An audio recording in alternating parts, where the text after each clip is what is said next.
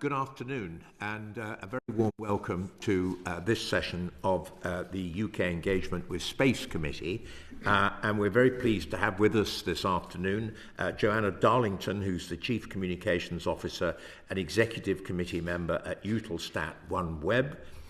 We have Simon Hill, who's the Chief Technology Officer at Accelerate Technology Group.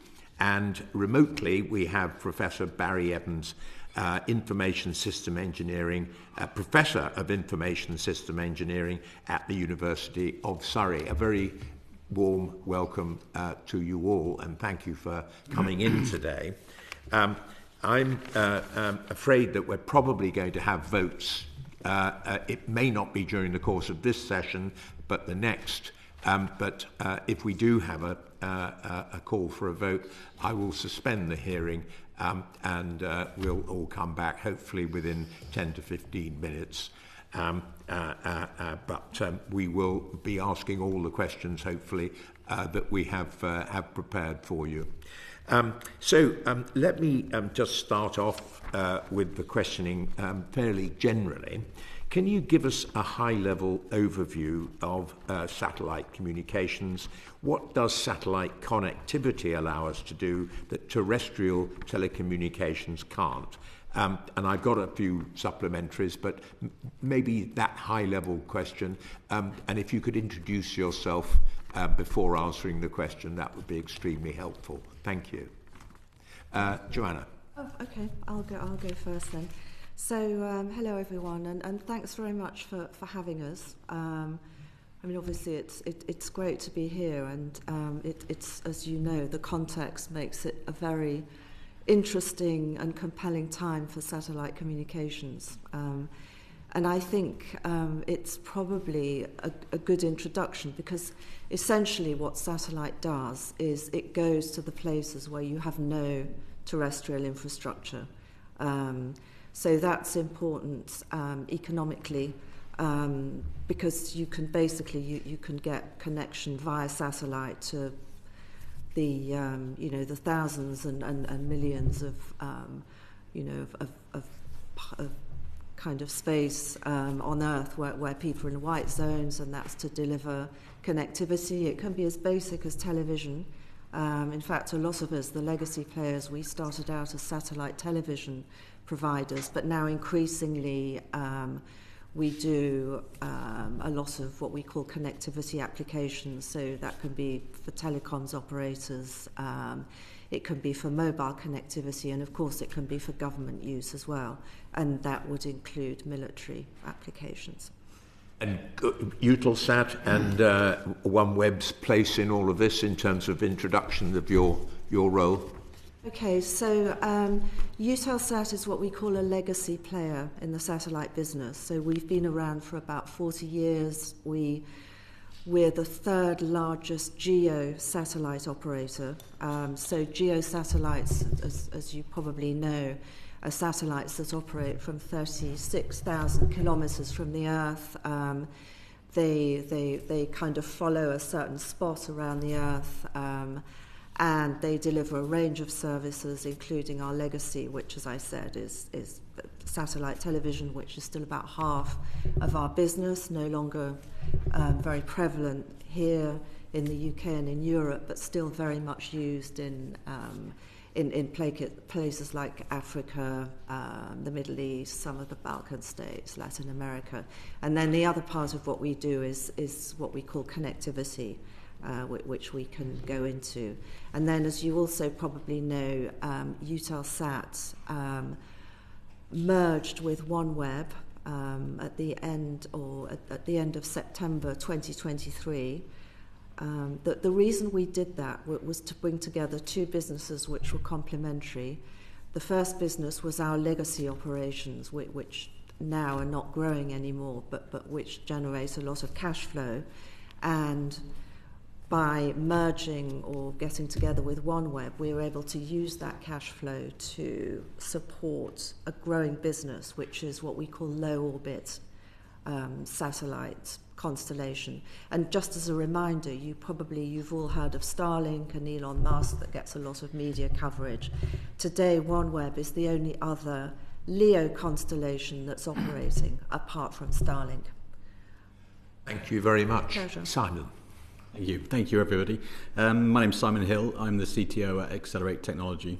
We're an SME based in South Wales, and we actually pioneered putting broadband via satellite onto emergency services vehicles back in 2006, and we've been doing that ever since.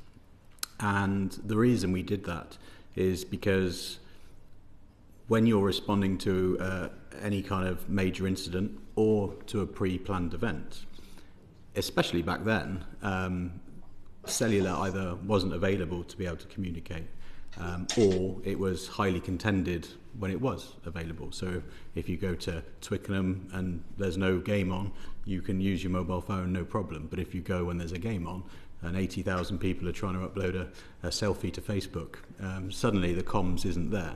So we added satellite communications into our connectivity mix all the way back then, and it's really kicked on since then.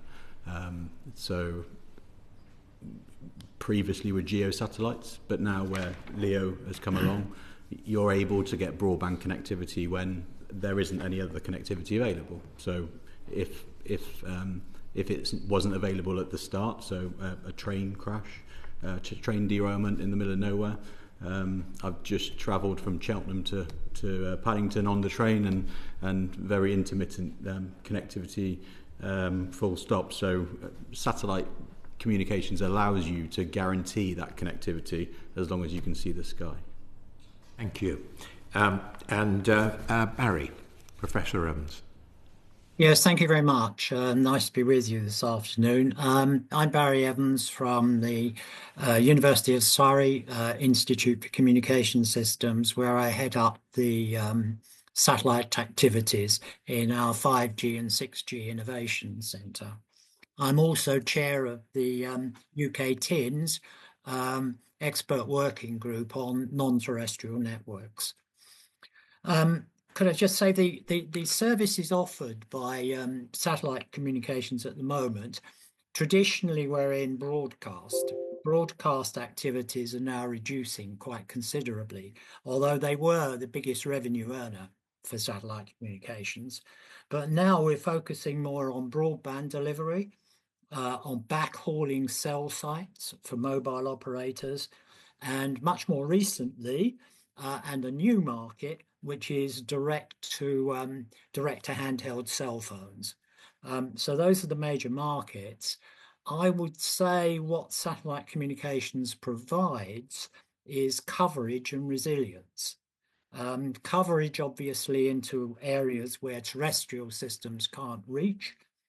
So that's obviously air, in sea, into maritime activity, and also to remote areas that are uneconomic for mobile network operators to actually reach. So that's the coverage area. The resilience, which I think is taking on much more importance now, is in terms of providing, in conjunction with terrestrial systems, a much more resilient activity. So for example, within the UK's emergency services network, there are 800 sites across the UK which are covered by satellite as well as terrestrial. So satellite provides essentially the backup, and in I think around about 20% of those sites, it's entirely satellite without any terrestrial connection at all. Other users which use the system for resilience are all the utilities, water, gas, electricity, and so forth, etc., with remote sites which are connected by satellite.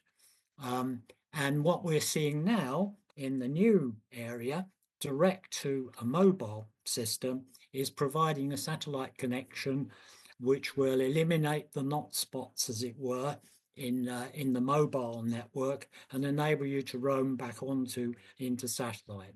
Early days, it's available at the moment for emergency calls, very low data rate calls, but by around 2030, we should have a complete 5G connection via satellite anywhere, as providing the coverage. So the two aspects I wanted to that there is coverage and resilience, but resilience particularly important. Thank you very much. And in a sense, Simon and Barry, you've anticipated some of the supplementaries that I was going to ask in terms of how businesses are using satellite communication services to enhance their productivity and output and the opportunities, and also ways in which satellite communications can be leveraged to improve public services. I think, Barry, yours really was that latter one, and Simon's was perhaps the former. I wondered if you had other examples, perhaps starting with you, Joanna, as to either of those. Yeah, sure. I mean, you know, we're a private company. Obviously, we sell to a wide range of customers. We're a B2B service, not B2C, which is what Starlink is essentially, although now they're moving into the B2B space. So we deal very much with businesses, governments, and within those businesses, telecoms operators. But yes, I mean, you know, I think Barry gave us some examples. It can go from connecting a network of banks in a remote area, oil platforms. We do mobile backhauling. We have some big geostationary satellites which do provide consumer broadband, and then of course we have quite a big government application as well, which can go from you know, kind of service providing you know, internet, what they call troop welfare, but also has what we call hard gov, which is more military applications. Thank you. Simon, do you want to add to what you said earlier? Yeah, so we've got a whole plethora of different use cases that we've supplied satellite to. Emergency services, as I said, is our core business. So police, fire and ambulance, being able to guarantee them to be able to communicate no matter what. It's on their terms. You're not reliant on anything that's terrestrial based. And your traditional command and control vehicle does just that. But we've got so many other examples of a OneWeb connection on a steam train, for example, in a DSIP funded project. And that is actually really important because they needed or wanted to go cashless, and it enabled them to maintain the connectivity to accept card payments along that train route. They rely on donations, and if you can't donate in cash but you can with card, you need that connectivity to do that. We have customers that are doing underwater UAS surveys with robotics, and they've moved from a place where they were having to record the video they were generating, taking it back to port, using a courier to ship it to a specialist to then talk about to decide what they may need to do with that, what they can see. But now with satellite, especially LEO satellite, where you've got much increased bandwidth and lower latency, they can live stream that to a specialist to tell them what to do and do it there and then. So the efficiency is greatly improved. Thank you. So Barry, when we talk about enhancement and improvement, your word resilience is rather important in that respect, by the sound of it. Yes, absolutely. I think as I mentioned, you know, coverage and resilience, but I mean, coverage has been, you know, generally associated with connecting into remote areas and air and sea, etc. But I think resilience is now becoming more, in a way, as important. I mean, just an example of we've been working recently with Network Rail and the rail system in looking at resilience in terms of communications to railways. So you have a situation where, you know, the mobile network is quite good, but it's not perfectly covering. It's not giving you that coverage unilaterally across the UK. And so you have a system where, you know, you have a satellite communication system on board, which automatically switches over when you haven't got a terrestrial mobile coverage. That's just kind of one example. But looking, you know, towards the future, I mean, I can see other applications like driverless cars, where you need ultra resilience in an application of that sort, and that's another example where satellite and terrestrial are kind of complementary. So we can provide the resilience by having both together to address the usage. Thank you. Viscount Stansgate. Well, welcome to all of you. And in a way, my question has been touched on by all three of you in your answers, but I'm going to ask it anyway. And that is, could you give us an overview of what you might call trends in global satellite communications? How's the sector likely to change over the coming years? For example, are LEOs or GEO satellites more effective in servicing the global satellite communications market? And I've got one other supplementary in a moment, but can you just talk us through the broad trends as you see them? Yeah, sure.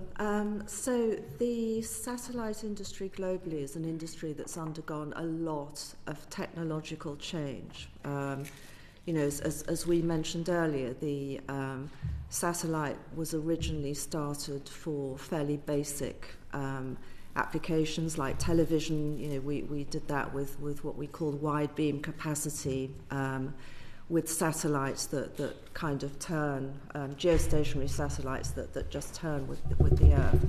And then I think the second or one of the biggest evolutions, there have been two of them.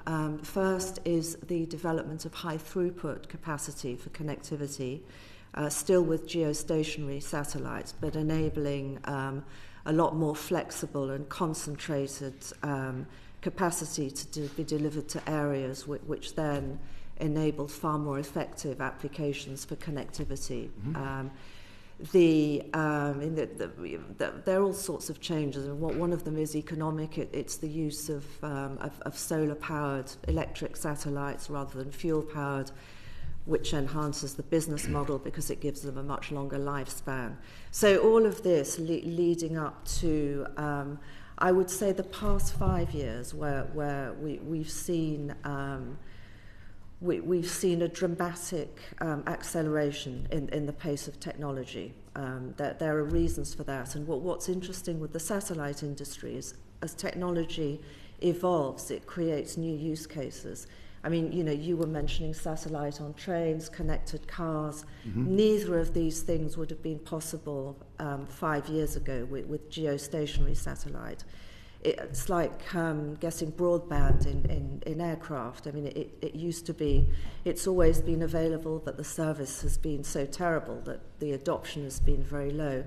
The real change that has come around is LEO.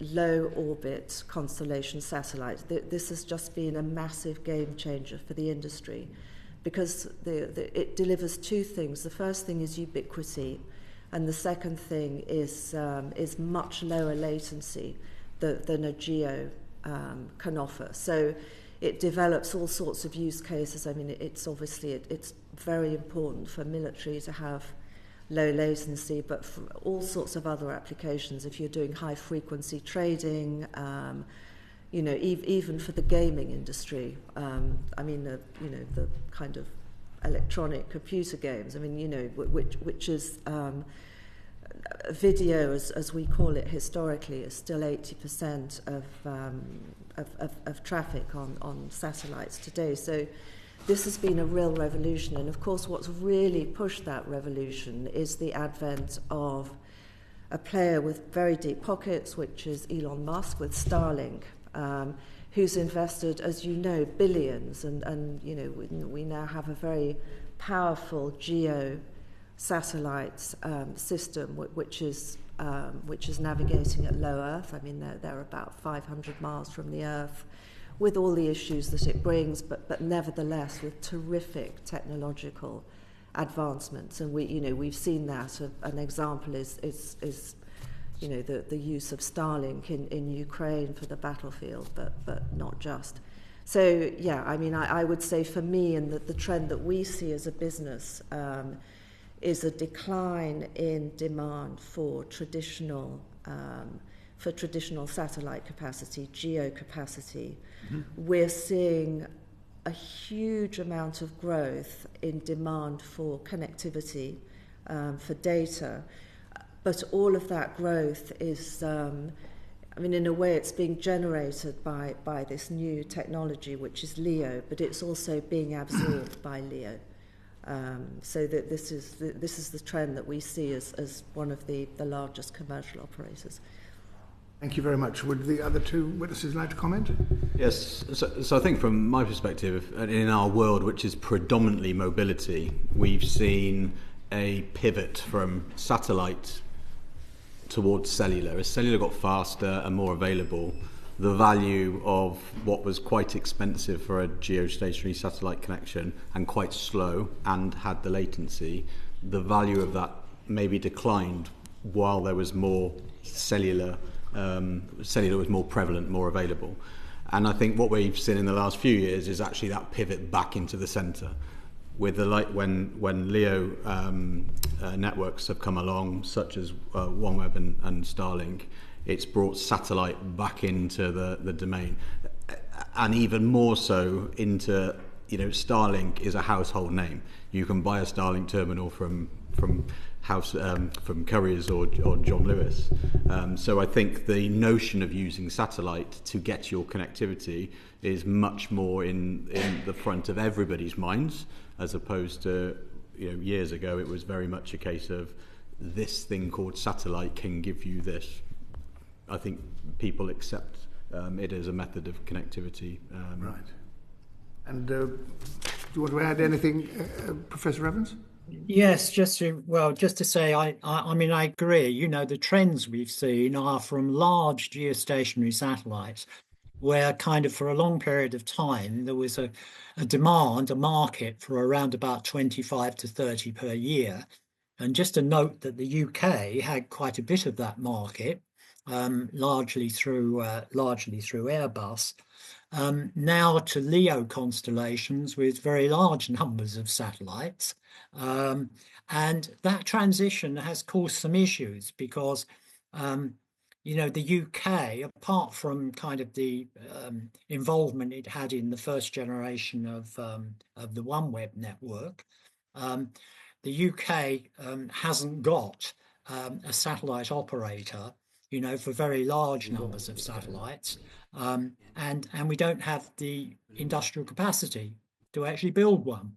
So, I see this as a particular issue that we have in the future that we need to address in terms of where we see ourselves in the UK in terms of these new LEO constellations and the manufacture of them. I think the other new market which has appeared is direct from satellite to a mobile phone. And this is quite a revolution as well. And there we see the problems of convergence. How do we converge satellite communications with terrestrial mobile communications? Satellite operators and mobile operators are in two different camps, but we see them coming together. We see them coming together now to deliver these services to handheld. And that's making quite a big difference to business models and value chains. And so I see, this as being quite a revolution in the satellite community, which we have to address as we go forward. Just a quick follow-up, because other people have many other questions. In what way do you think AI technology and quantum computing in the future might affect the mobile, the telecommunications that you are now talking about? I think AI, but AI certainly has a big effect. I mean, the future network, as we move from 5G towards 6G technology, is going to be what we call a native AI network. So it's going to be built into the network itself. But as far as these large constellations are concerned, they're very complex. Not only do you have these very large numbers of satellites in orbit, which you've actually got to control and command the resources for, but you've got the ground segment with very large numbers of feeder links, of gateway stations, etc.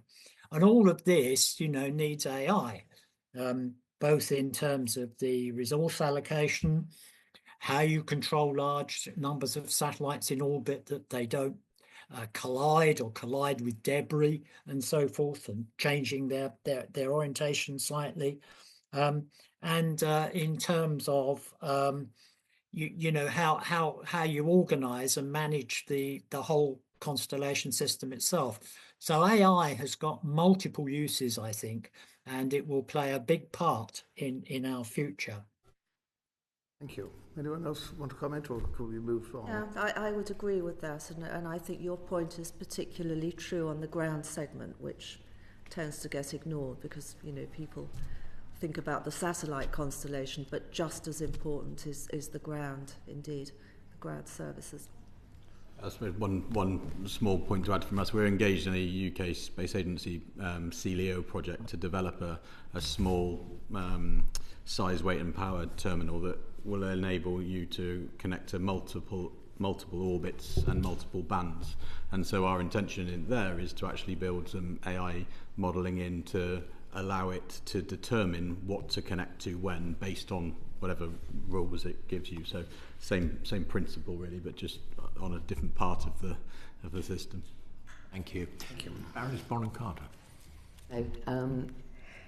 So what are the biggest challenges your business is facing in the coming years?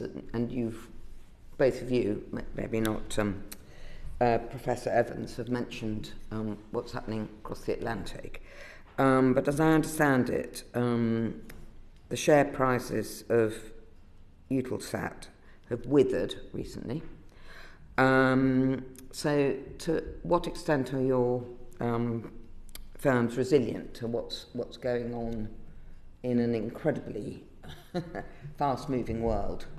And then I do have one supplementary to this, which is on a slightly different issue. But maybe start with Janine. Yeah? Yes, no, absolutely. I mean, you're right about the share price. In fact, the whole of the sector, there are some listed satellite operators. It might have changed today, of course. Sorry? Might have changed today. Well, it's since the... that was flippant. No, you're not at all. We've seen a huge amount of volatility. I mean, in fact, our share price has shot up like any kind of vaguely defence-related listed company as a result of the fallout with, with Trump and Zelensky. But just to go back to your initial question, I mean, you're absolutely right, because one of the challenges that we face is financing. It costs a lot of money to be in space. I mean, I would say, and I was, I mean, your earlier comment about, the UK not having a satellite operator. I mean, today it probably costs between 7 and 10 billion pounds to build a new LEO constellation. I mean, the barriers to entry are just enormous. So it's not a sector that is open to anyone. And the other thing is you have limitations in terms of frequency. So there isn't place for a lot of LEO constellations. And, in parenthesis, I would say that's why OneWeb is such an important asset, because there will only be room for maybe 4 or 5 of these constellations and not more, because there just isn't enough room and enough frequency available to do that. I would say the other barriers are technological. Technology's moving very fast. And to be absolutely candid, one of the main issues that we have faced is the absolutely incredible speed at which Starlink has developed. Yeah. And with all the support of the UK, I mean, of course, Musk, of the US. I mean, of course, Musk has very deep pockets, and he has a big advantage because he's vertically integrated. So, he does everything from building to launching to operating. But the other thing is that he's had an awful lot of support from the US government, both in terms as a customer, and another thing that we might touch on, which is regulation. I mean, the FCC is very benign when it comes to its own homegrown operators. So these are all sorts of challenges that we face as a global satellite operator. Do either of the other, yes, Professor? Yeah. Yes, I'd like to endorse what's just been said, actually. I think we do face a real issue with the Starlink dominance. They have around about 5 million customers at the moment. By 2028, probably 18 million, and by 2035, 50 million. They have the ability to expand their activity, not just with putting more satellites up, but with having a huge heavy launcher in Starship. When it gets going, it will be able to launch something like 60 terabits per launch, and they could actually launch more than one per week. So they will have a huge revenue engine there. And somebody I read recently was talking about something like $50 billion a year revenue. Well, that is huge, and that is approaching the revenues that you have with mobile network operators.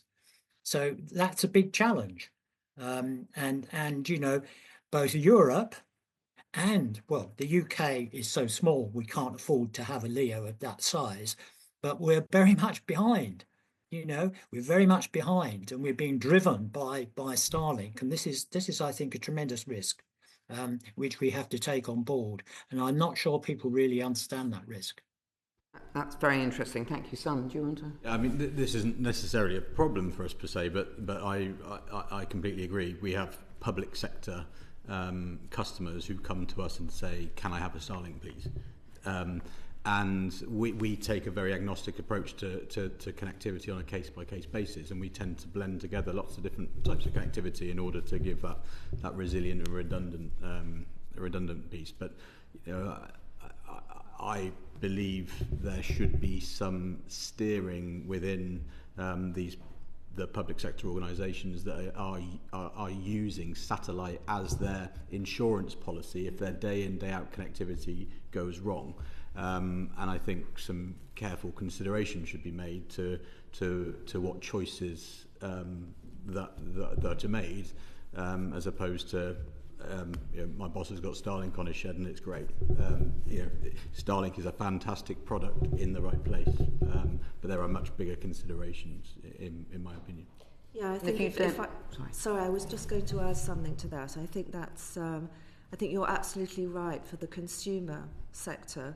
And then if you look at our business, which is very much B2B and B2G, it's really crucial, because in any type of business, you don't want a monopoly with a single supplier. I mean, whether it's Starlink or anyone else. But that's just economics. I mean, nobody wants to put all their eggs in one basket. But I think the other thing that's been interesting in recent times is that actually Starlink, with its governance, has shown itself to be, in some cases, not necessarily the most reliable supplier. And we've seen a lot of, we've been getting a lot of inquiries from governments, but not just, also from commercial customers who are saying, well, if they can just threaten to cut somebody off. Just to get political leverage. We've seen it. I mean, we've seen it in Ukraine, but we've also seen it in Brazil, in Mexico. I mean, we have customers, sovereign customers now that come to us because they don't want to be reliant on Starlink because of its relationships with various other governments. So I think it's really interesting to understand that.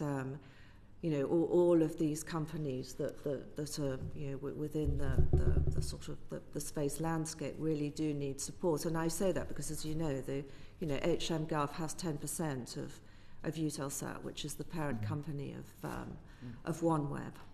So I think it's very important to recognise that. I do think it's interesting. Sorry to throw a bit of politics into here. The unintended consequences of Trump is going to be interesting in all kinds of areas. Now, something that actually is not we're not specifically discussing today, but I would just like to ask Simon in particular, because you said you set up your business.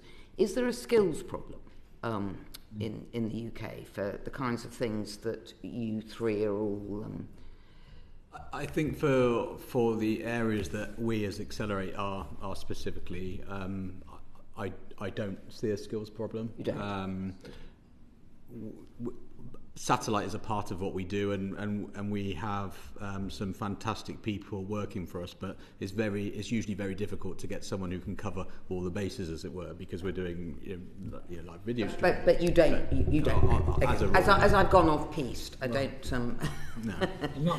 Not sure I agree with. Not sure I agree with that actually, because when in the non-terrestrial networks working group, which is mainly comprised of industrial companies, the biggest thing I got from all of the industrial companies was the skill shortage. Right. And the difficulty they are having in recruiting people with the necessary skills to build the next generation of these satellite systems. Thank you. Well, that's now on the record, and I think it's an important part of our investigation. Now, I've been asked, you would like me to ask, yeah. Sorry, I'm not so knowledgeable about this because my colleague has left, but how important are commercial satellite communication firms for national security and resilience? Is dual-use technology the future? And you've all mentioned Ukraine, so I suspect this has been a good way of exploring this, and I don't know who goes first on this. And I'm afraid we're getting to the point where it's going to have to be short and sharp if we're going to get through our questions. Okay. I'll be short and sharp. I mean, yes, it's absolutely crucial. I mean, we've seen, we've seen that space and sovereignty in space has become as important as it is on land, on sea and air. And a lot of governments are investing in that. I mean, we spoke about the US and its backing for Starlink, but look at the EU, which is launching a big multi-orbit constellation and investing 10.6 billion for two reasons. One is indeed to reinforce its sovereignty and not be dependent on the US or China, but also to support its own space industry. The incumbent operators and manufacturers, but also new space. Yeah, I don't really have anything further to add. I can.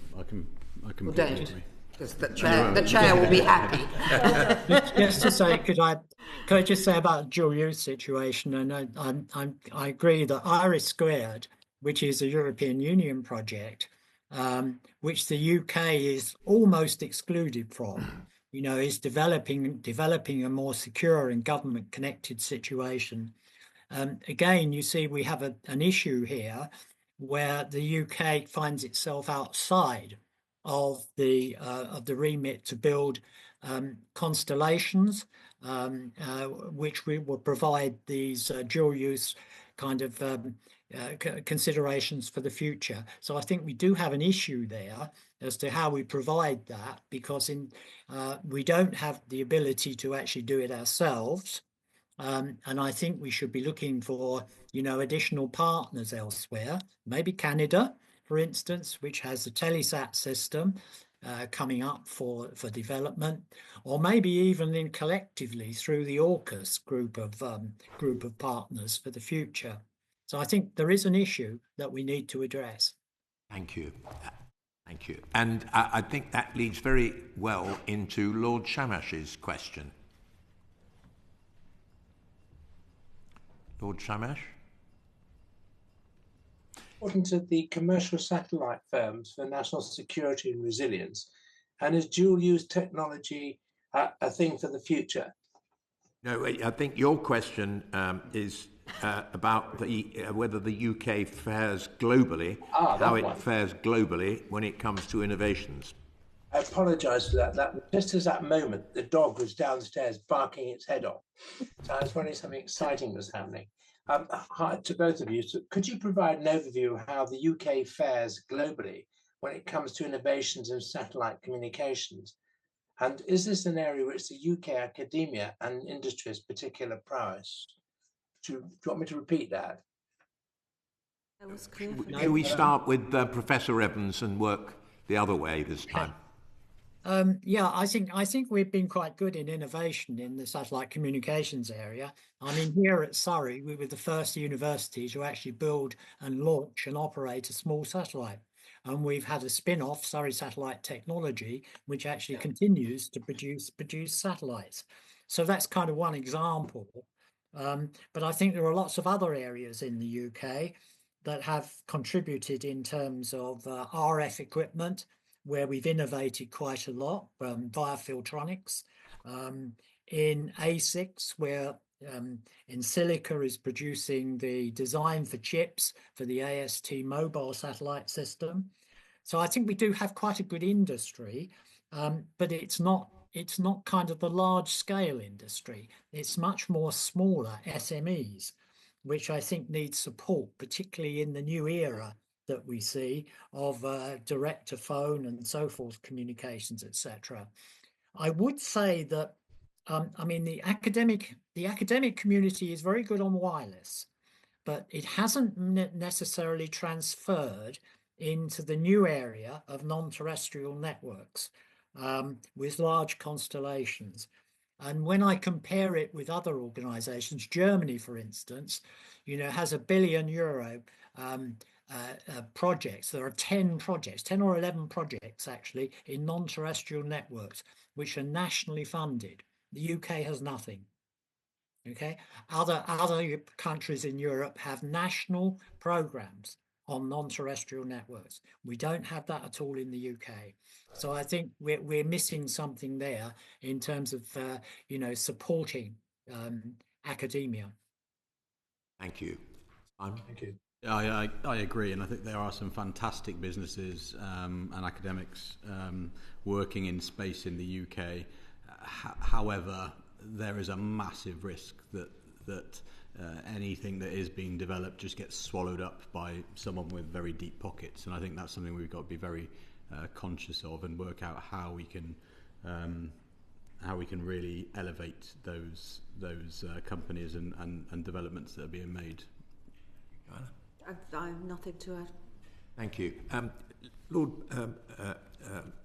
Booth-Smith, to some extent your question has been answered, the first question. Certainly has. So you may need to skip lightly over that and move to the next one. Don't worry, I was planning to do so in the first place.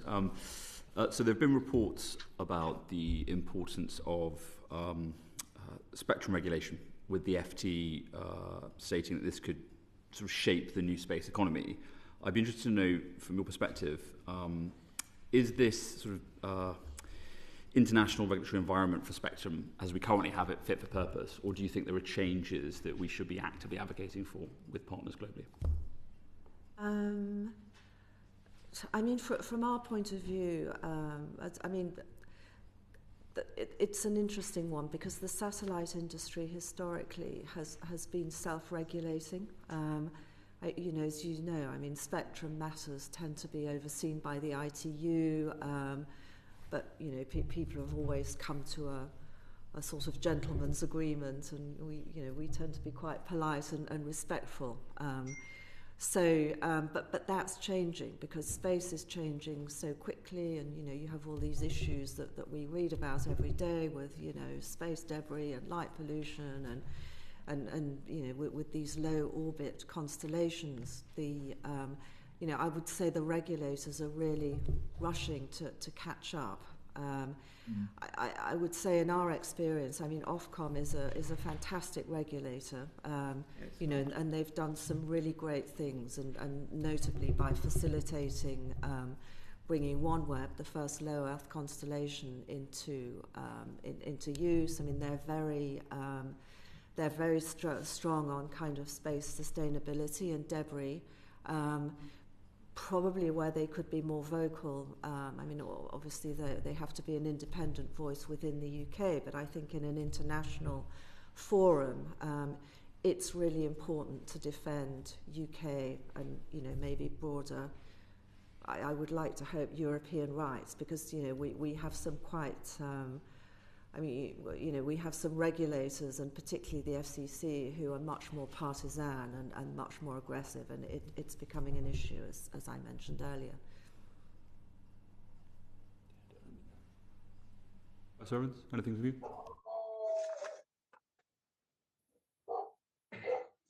That's not. There you go. Dealing with his dog. Professor, Dogs in That- this, as far as I'm aware.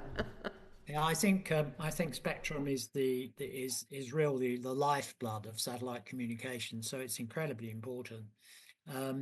Spectrum is at the moment kind of allocated on a 4-yearly basis by the World Radio Conferences, organised by the International Telecommunications Union, and I think there is a kind of an issue here in that, you know, having a 4-year gap with the rapid developments that we see in modern satellite communications is probably a little bit too long.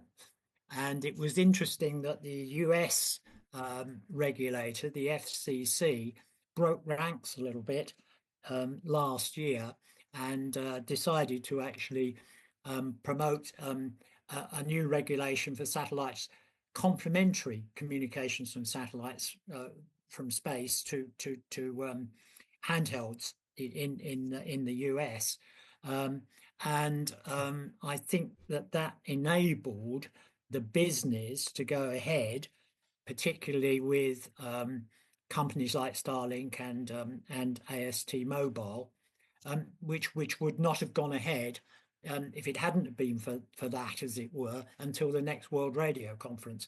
So I think that kind of thing is not perhaps fit for purpose a little bit. I think we have to be very careful that if you see the developments in Starlink, I mean, the amount of spectrum it requires is huge. So we need, particularly in the mobile satellite bands, so we have to be a little bit careful, you know, that they don't mop up all of that spectrum. Well, I think, having said all that, I think Ofcom has been a remarkably good regulator compared with a lot of the other regulators in Europe and in the world, and it's doing a reasonably good job.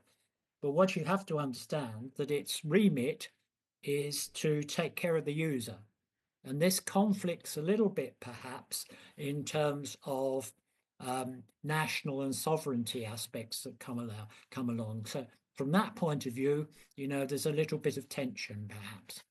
In the interest of time, then, given that there's a broad agreement that Ofcom's doing a half-decent job, but there's lots of things that we need to discuss, which will be an evidence session itself, would it be possible to ask people to maybe respond to that particular point about how Ofcom can play a slightly larger role, particularly given international comparators doing slightly different things, maybe come back in writing on that? Actually might be more beneficial. Sorry, Chair, can I support that? Yes. Because I think the Ofcom role is really quite interesting. Yes, absolutely. Yeah. And there may be differing views. Yeah. I'm afraid it's bite-sized responses from now on. Lord St John. Lord St John is here. Lord St John? Do we have Lord St John on? I was on mute. They've just unmuted me. Thank you. We're interested in the UK's international partnerships with other space agencies, especially with the recent geopolitical tensions.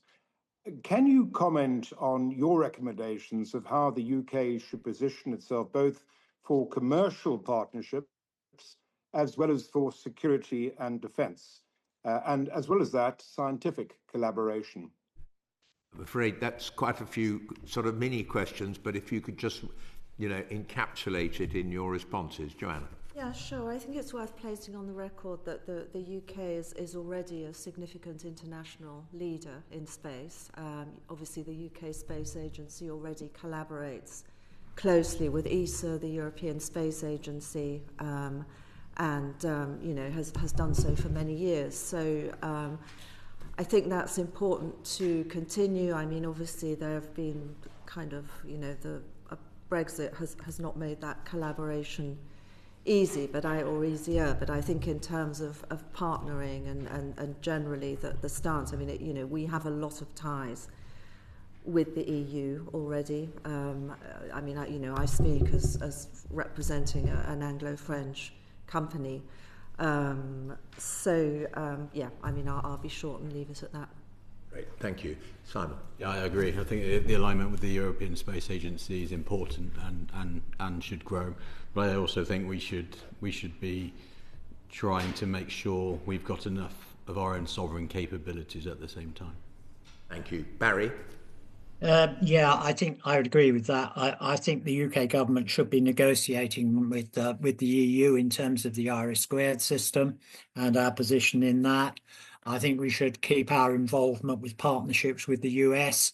I think it's going to be a situation in the future that we're going to have to work with a number of partnerships and to have the ability with the end-to-end management system to engage with a number of them. So keep it open. Thank you very much. Thank you. I just one very brief supplementary. Obviously, we're aware of the established relationships with ESA and NASA and JAXA, the Japanese. But what about emerging space nations such as in Asia and in Africa?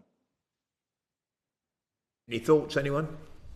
Yeah, we do have the EU, ESA are very good, and the EU are very good in terms of partnerships. I mean, we have partnerships with Japan at the moment, kind of European Union and Japan, European Union and South Korea, European Union and Singapore. So we do have these partnerships going on right now. Thank you very much. I know we have votes coming down the track in a few minutes' time, but Viscount Stansgate. Thank you. The UK government has invested heavily in the development of launch capability to the tune, we understand, of about £111 million. Is this a good investment, or could the money be better deployed perhaps to support satellite communication capability? And if the UK does develop a sovereign launch capability, will your firm seek to use it? Candidly, for us, speaking as a large commercial operator, it's not a very good use of that money. I mean, we launch very heavy, to launch a geostationary satellite, you need a heavy launcher. The LEO satellites, which are a lot smaller, we launch them in batches of 20 or 30. So, you need heavy lifting of the types of businesses that are already established, like Ariane, like ISRO, the Indian launcher, Mitsubishi Heavy Industries. So, I would say for one-off launches of small satellites, we may use them, but I think, they're already very big, very well-funded, established players. It's a very expensive business. So, if it was me, deciding where to put UK investment in space, I wouldn't necessarily focus on launch. I think, I would focus on developing new tech and, on continuing the great work that already is done in the UK universities and startups. Thank you. Any contrary view to that? No, I think I agree absolutely. I think there's huge competition, with large launchings, particularly SpaceX at the moment. And I fail to see that there's a real business in it. So I'm not sure I would agree it's a good investment.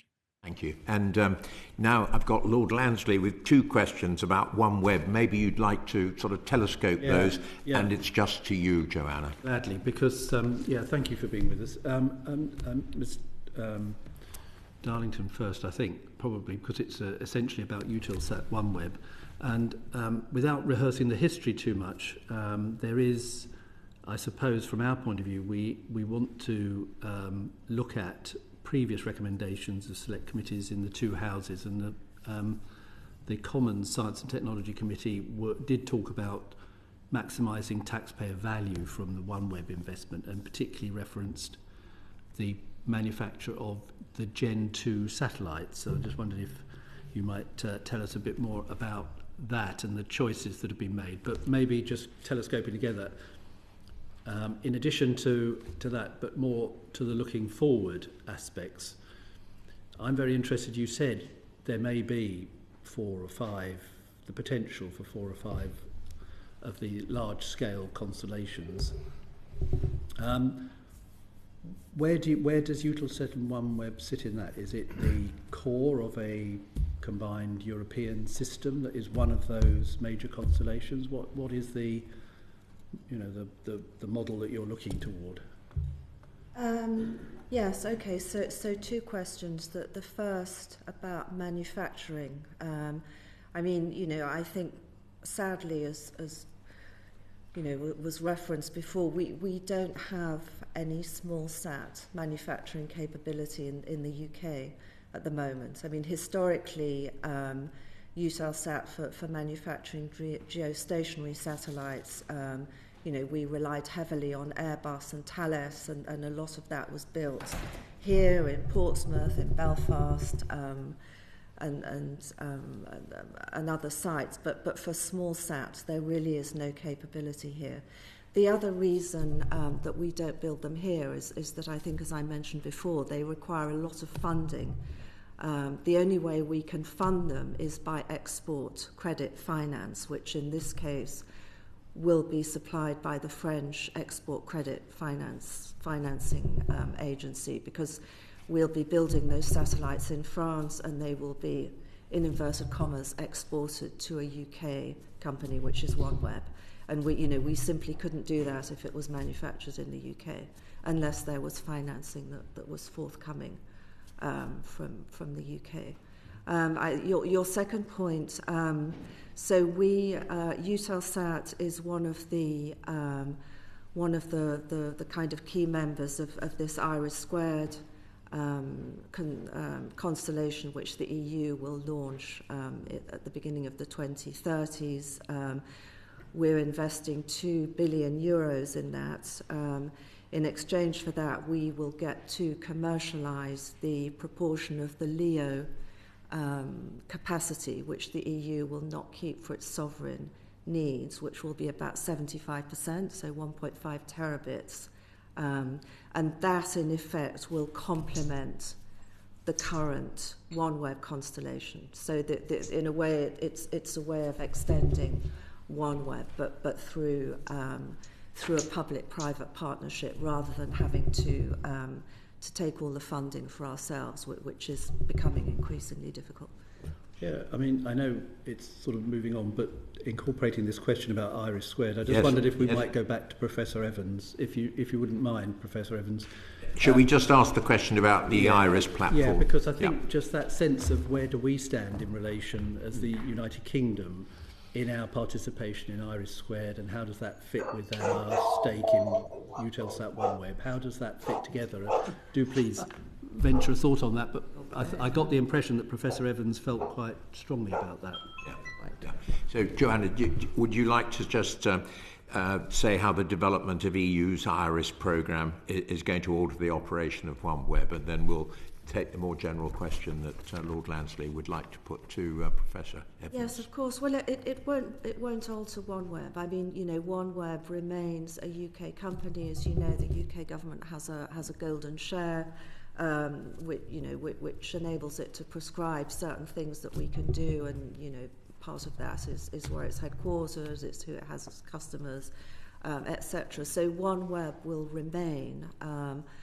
Unfortunately, as you said, and I mean, for us as a company, which owns OneWeb, I mean, it's a matter of, it's a big constraint for us that at the moment the UK is not part of IRIS². I mean, we lament that very much, and obviously we lobby as a company quite hard to change that. But the fact is that OneWeb is fully integrated within Eutelsat. I mean, the two businesses are fully integrated, so there will be there will be benefits for OneWeb in the future as part of a company which is operating a much larger LEO capacity, and not the least of that is the amount of funding, the 6 billion euros of funding that the EU is putting into the IRIS programme to develop the new technologies that will be embarked on that constellation,